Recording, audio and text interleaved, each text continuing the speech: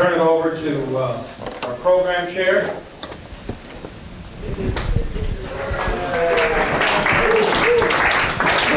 Thank you, Mr. President, for the warm welcome and applause of all lines and guests. Because of the short time and somewhat popular demand, I'm going to reduce my introduction time a bit. I will tell one joke that came in over the internet. You have to tell these in this day because we travel faster than light almost. But this is a texting joke. Anybody here go texting this?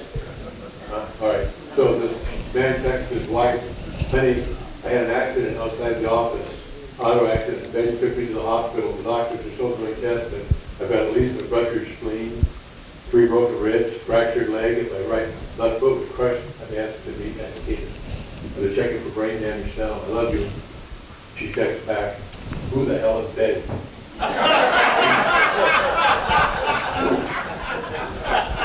So our guest today, our speaker, is Max Anderson. Again, he has some pretty good information, so I won't agree. He owns, with his brother John, Anderson Advisory. He's a financial analyst, like a CPA without personality.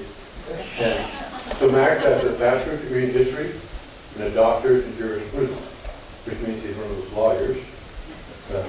He's been called other things. Recently with the market going up down, they called lots of names that they can't really share in a mixed group. Maybe you did believe for a little while. But most of you Lions don't think about financial planning because you're too young, but you get to be approaching my age, you do consider how important that is, and you wish you'd done it sooner. My wife and I just updated our will because we were going to be in Russia for 3 weeks. And when we did, I realized the last time it was updated, well, I should read the same year the Collis County updated their comp plan. Anybody know what that is, Mark? What year was that? 1913. 1977. You had hair. Yeah. I did. That's the other way to refer to it. Yeah. But I've known Max for a long time because he's been very active in the community. He's a great guy. I got to know him better when I was president of the Longview Library Foundation. And we had $1 million+ portfolio that invested in Texas. So we asked him to come in and 2 others to make a presentation and take over the investment handling of those monies. Max's presentation, everyone agreed on the board that that's really professional, but had a personal touch. It was the best one by far. And all of us felt bad when we gave it to the guy that brought the pizza. Yeah. But currently Max is the president of the LCC Board of Trustees, where he's guiding me through that process. He's married to Karen. He's the father of Quinn, 17, Abby, 15, and Brady, 13, and Alice, 8. You can tell he's a very busy father, coaching, soccer, and all the other things you do. So let me turn it over to Max to play something and give him a nice warm welcome.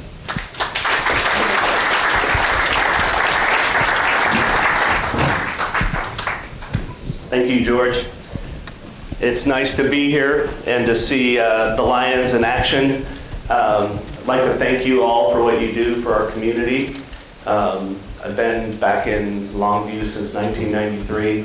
Been a Rotarian, but this is the first time I've seen you folks, and I will say you seem to have more fun at your meetings than we do. So, I'll also apologize during the song. I did not sing. That's not because I'm overly modest or whatever. It's just Dwayne put a microphone on my shirt here, and I think the last thing that needs to be on the public domain would be me singing. So, explains that. George, thanks for the introduction. I graduated in 1986 from Mark Morris High School, and like most kids who grow up here, you're eager to get away, and I did. I went off to college and then to law school, and was back making what I thought was going to be a brief stop, and here I am, 22 years later. I did practice law briefly. At the same time, I was working concurrently with my father, his firm, and Sharon, one of the first people I met in the community professionally. But it is it's one of those realizations where after all the money I spent at law school, I got back and I realized practicing law didn't seem to be as much fun as possibly pursuing a career in financial services industry. So, you loved it? Sam did. That's good. Yeah, Sam would disagree. He has one fan. He has one fan. One fan, okay. Well, our company roots go back to 1978 when we moved here.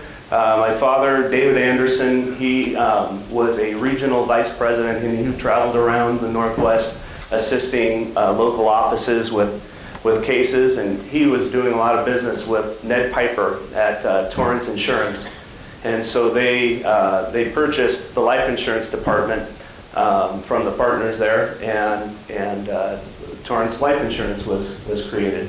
It gradually evolved over the years into Torrance Financial Services when they started offering investment securities along with the insurance offerings. And then when I came on in 1993, at that point my dad had purchased Ned's stock, his interest in the business. So it was just my dad and I, and then my brother, who was here shortly helping me because I'm technologically challenged.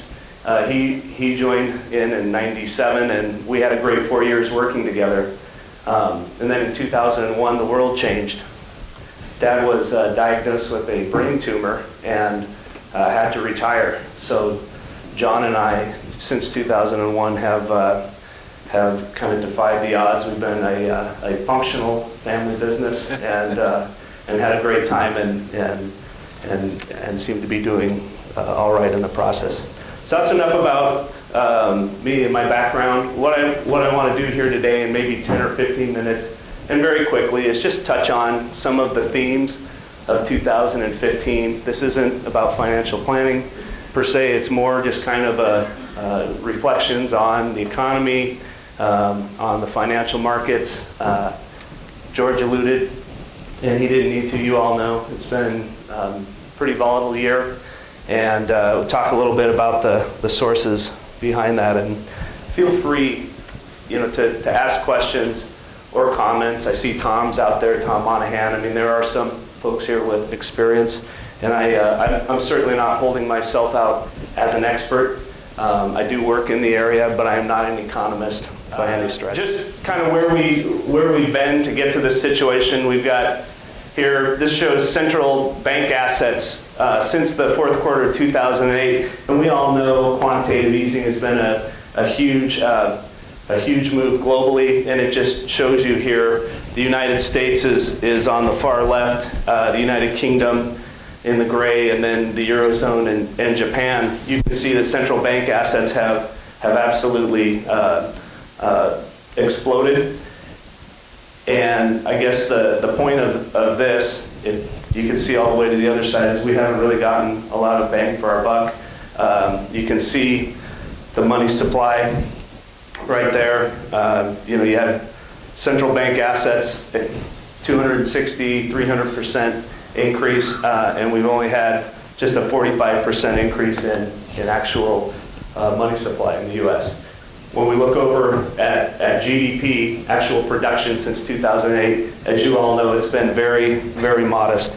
And that has kind of been a lingering concern and continues to be, I think, for folks. All right, I'm not sure.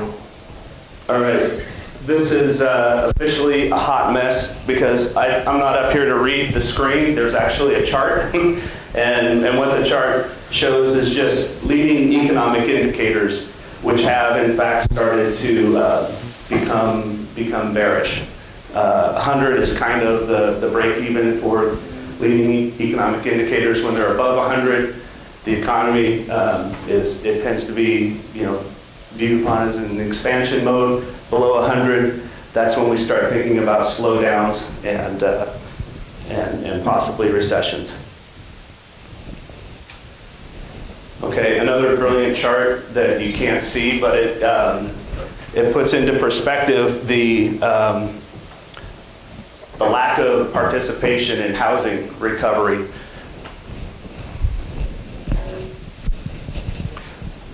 So this jagged line shows normal kind of ranges of residential debt as a percentage of GDP, and if you could see the actual slide, it's down around 2.5%.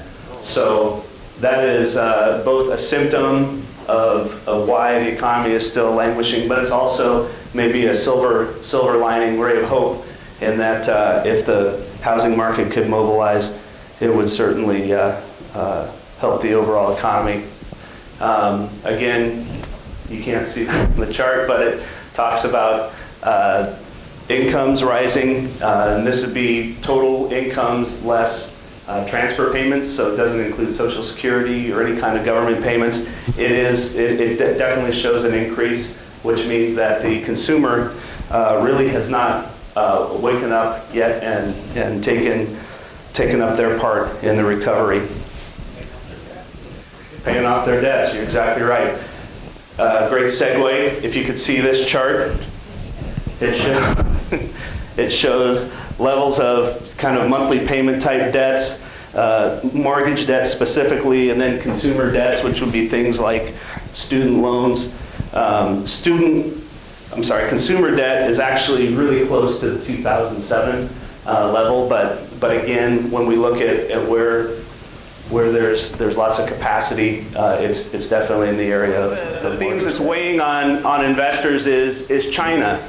And for the extent of the carnage going on financially in China, we really don't get a lot of information, oddly enough. And so what this neat chart shows is this green one that I'm tracing over.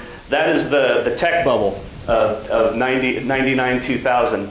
Okay, so you can see just the extent of the overvaluation and then the drop. And then it also shows the Japanese market. One of these reds is the Japanese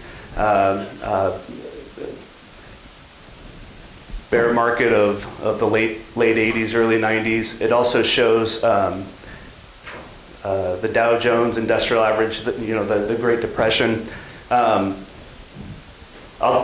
draw your attention to this blue line going up, and this is just showing the Chinese stock market leading up through the middle of June.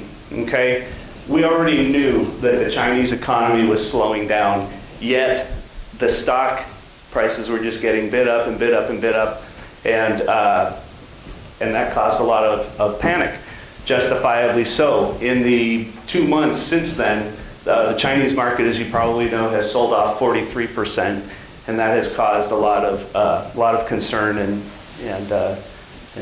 jitterness for investors.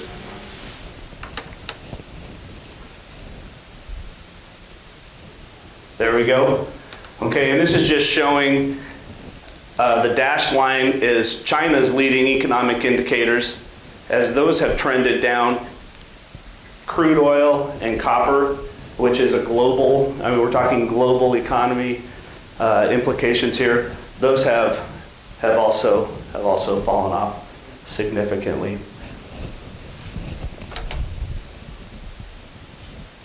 Okay, switching gears, I'm going to start speeding up because it's 10 to 1. Let's talk about the Fed and their decision making. If we go back to December of 2014, not even a year ago, this is the projected kind of consensus of what interest rates would do from the end of this year, the end of 2016, and then the end of 2017. And you can see that the consensus was that, Fed would start raising rates and it would be north of 1% by the end of this year. By March of 2015, consensus had dropped. By June, it had dropped a little bit more, and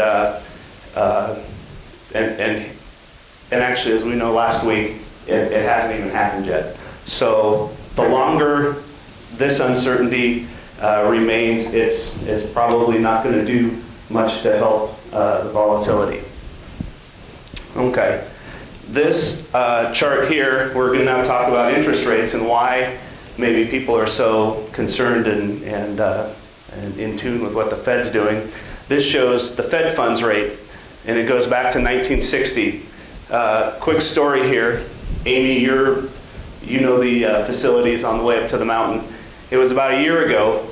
We had family friends in town, and we drove up to the mountain, and we stopped at one of the visitor centers, and there were these, the daily news and the newspaper articles. They had the big, fantastic pictures of the volcano erupting, and our friends from out of town, they were pointing out, they were, wow, that is, that's amazing. Well, he was 16 at the time. My children don't really pay attention to what I do, but he had heard enough talk about interest rates. He said, wow, and I looked at him and he goes, were the Fed funds rates really at 17% in 1980? And there was a little box down in the corner. Different times, and now, money is it's very cheap and very plentiful, and continues to be. This shows the 10-year Treasury rate. Same thing. Up here, we're looking at 20% plus. This line here is 2%. Rates are now just a tick below 2% on the heels of the decision not to act. And the reason why that's important, some of you probably already know this. I know, Tom, you do. But here we go again. Fun with the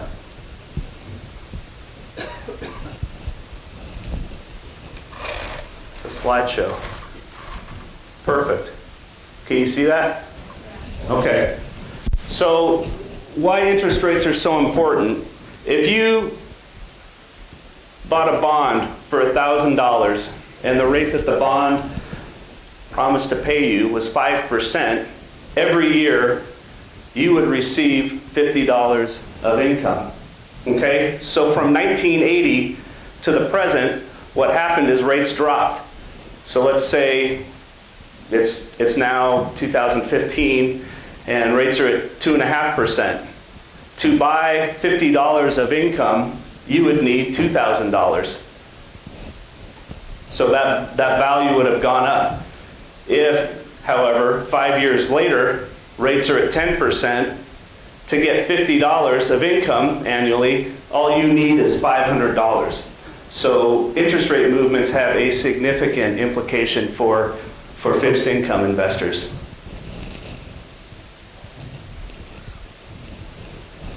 Okay, I think I'm going to breeze through this, past it. That's credit spreads, which are another animal. And let's just talk about the stock market. Has it gone too far, too fast? It's been 6 years since 2009 when the market had bottomed out. And what this shows, this is length of bull market in months. So from 0 to 180 months. This is trough to peak gain. And you can see the granddaddy bulls. These are the longest and greatest bull markets that we've had in history. And here's kind of where we are at this point in time. So from a historic perspective, yeah, we're definitely getting out there, but certainly there's time and magnitude for the thing to continue running if conditions were to persist. All right, valuations. This is your S&P 500 from 1990 to 2014. We can see back here in 2000 when the PE ratios were north of 40 times earnings. Down here, they dipped below 10 times earnings. And currently, we're at about 16.5 times forward earnings. All right, so that's kind of based on what we think is going to happen with corporate earnings over the next 12 months. So based on this, the 25-year average is 15.7 times earnings, slightly overvalued. Here are some other indicators that I'm not going to try and explain in the last 3 minutes, but they all reflect that the market is historically in a fair range. I see President Russ walking towards me. Does that mean it's time to wrap up? Yes, I'm sorry. That's okay. You're willing to stay for a little while? I am. One last chart I want to show you. Don't get depressed if the market continues to sell off and you've done your planning. You're going to be fine. These red numbers, minus 17, minus 20, minus 30, minus 19, this is a year-by-year representation of declines, actual declines historically against actual returns. So it's perfectly natural for the market to correct, and hang in there.